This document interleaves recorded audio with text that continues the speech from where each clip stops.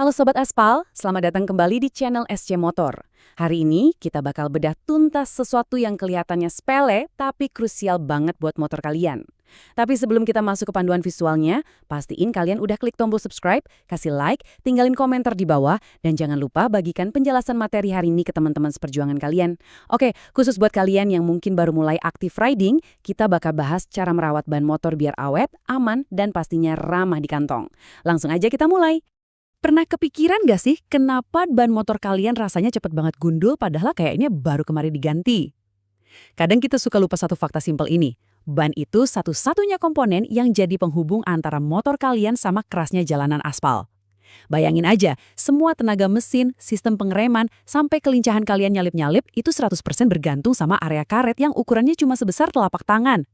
Kalau perawatannya asal-asalan, ya bukan cuma dompet yang boncos, tapi nyawa kalian taruhannya. Oke, kita masuk ke bagian pertama nih. Kita bakal bahas soal tekanan angin dan kenapa nitrogen sering banget diomongin. Coba perhatiin angka-angka di sini. Ini bukan angka sembarangan loh.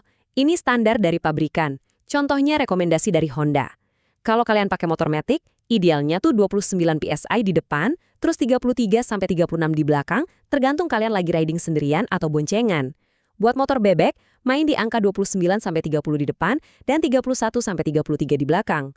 Beda lagi kalau kalian bawa motor sport yang bodinya lebih bongsor, butuh tekanan lebih tinggi sekitar 32-34 di depan dan 39-41 di belakang.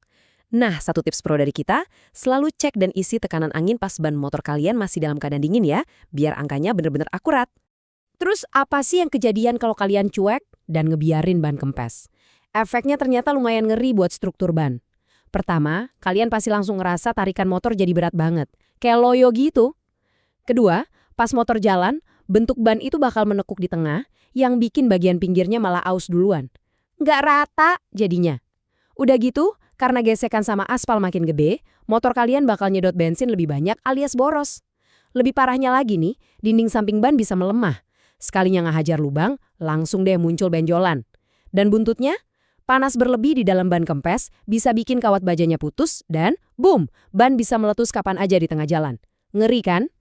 Jadi, selain tekanannya harus pas, isi anginnya juga nggak boleh asal. Kalian tahu nggak, angin kompresor biasa yang sering kita isi di pinggir jalan itu sebenarnya bawa uap air.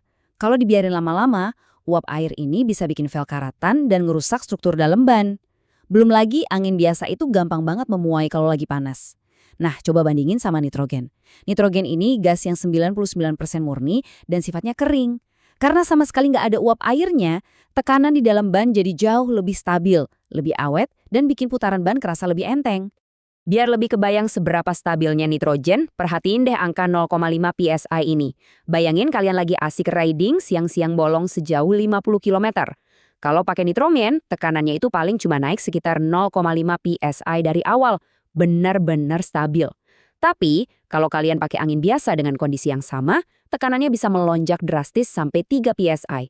Kenaikan ekstrim di atas aspal panas inilah yang sering jadi biang kerok ban meledak tiba-tiba. Lanjut ke bagian kedua. Kita bahas soal kebiasaan bawa barang berlebih dan gimana cara kalian ngerem. Sering maksa motor bawa barang bawaan sampai over kapasitas? Hati-hati, ini sama aja kayak mancing suhu panas ekstrim di dalam ban kalian. Setiap ban itu udah dirancang sama pabrik dengan batas beban maksimalnya sendiri.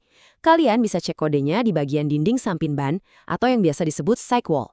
Kalau kalian maksa ngelewatin batas ini, dinding ban bakal melengkung parah, panas di dalam makin numpuk, dan ujung-ujungnya ban bisa jebol mendadak tanpa kasih aba-aba dulu. Selain soal beban bawaan, cara jari kalian narik tuas rem juga ngaruh banget ke umur ban. Pernah dengar yang namanya flat spot? Ini tuh kondisi nyebelin di mana ban yang harusnya bulat mulus malah jadi datar di satu sisi. Penyebabnya? Ya kebiasaan ngerem mendadak alias hard braking yang terlalu sering. Biar ban gak cepat rusak kayak gini, biasain deh ngerem secara halus dan bertahap. Ngerem yang mulus gak cuma bikin bentuk ban awet bulat, tapi daya cengkeram ke aspal juga bakal jauh lebih maksimal pas bener-bener dibutuhin. Masuk ke bagian ketiga. Nah, di sini kita bakal belajar cara inspeksi ban sendiri layaknya mekanik andalan SC Motor. Sebenarnya cuma butuh 3 langkah gampang buat ngecek fisik ban. Pertama, cek ada nggaknya retakan halus di sekitar karet ban. Ini biasanya kejadian kalau kalian sering banget parkir motor di bawah terik matahari langsung. Sinar UV itu bikin karet jadi getas dan pecah-pecah. Langkah kedua, coba deh raba pelan-pelan bagian samping ban pakai tangan kalian. Kalau kerasa ada yang benjol, wah harus waspada. Itu tandanya kawat di dalamnya udah rusak gara-gara sering ngehantem lubang. Terus langkah ketiga, kalian harus cari yang namanya TWI. Apa sih TWI itu? Nah, ini istilah yang wajib kalian ingat. Tread Wear Indicator atau TWI. Buat nyarinya gampang, cari aja logo segitiga kecil di pinggir ban kalian. Segitiga ini ngarah ke sebuah tonjolan karet super kecil, ukurannya cuma sekitar 0,8 sampai 1 mm, posisinya nyempil di dasar alur tapak ban. Jadi gini cara bacanya, kalau permukaan luar ban kalian udah aus dan rata sama si tonjolan kecil ini, itu udah lampu merah. Artinya ban kalian udah botak total. Maksain jalan pakai ban yang udah kena batas TWI ini bahaya banyak, apalagi kalau lagi hujan. Bisa-bisa kalian gampang kepleset.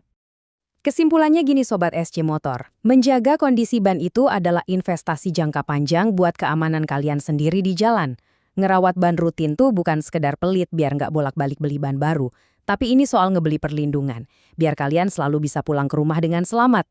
Jadi pertanyaannya, coba ingat-ingat, kapan terakhir kali kalian bener-bener nunduk dan ngecek ban motor kalian sendiri? Jangan nunggu sampai kejadian yang nggak-nggak ya.